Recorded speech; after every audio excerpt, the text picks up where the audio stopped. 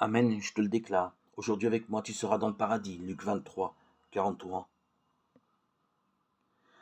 Qui était celui que nous appelons le bon larron?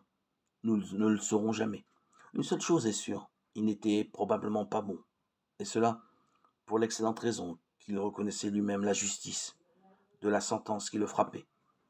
Après ce que nous avons fait, nous avons ce que nous méritons, disait-il à son compagnon d'infortune, l'autre condamné. Luc 23, 41. Tout son mérite est d'avoir eu dans les dernières heures de son existence une intuition formidable, celle de l'infinie tendresse de Dieu pour ses enfants. Ou bien avait-il lu le livre de Ben Sirac le sage? En 180 avant Jésus-Christ, à Jérusalem, celui-ci avait donné un conseil de la plus haute importance à ses élèves. Examine-toi avant le jugement et à l'heure où on te demandera des comptes, tu trouveras le pardon. Livre de Ben Sirac, chapitre 18, verset 20. En d'autres termes, reconnais humblement tes fautes et ensuite confie-toi à la miséricorde de Dieu. Faut-il le rappeler?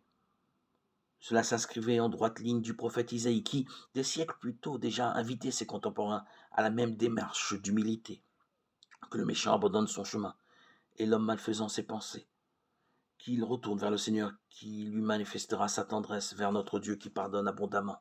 Isaïe chapitre 55 verset 7. Intuition ou connaissance des Écritures, quoi qu'il en soit, le larron a adopté la seule attitude valable. Après avoir reconnu ses fautes, il s'est simplement tourné vers Jésus pour lui adresser la supplication qui était à l'époque la formule de la prière des mourants. Souviens-toi de moi, Luc 23, 42.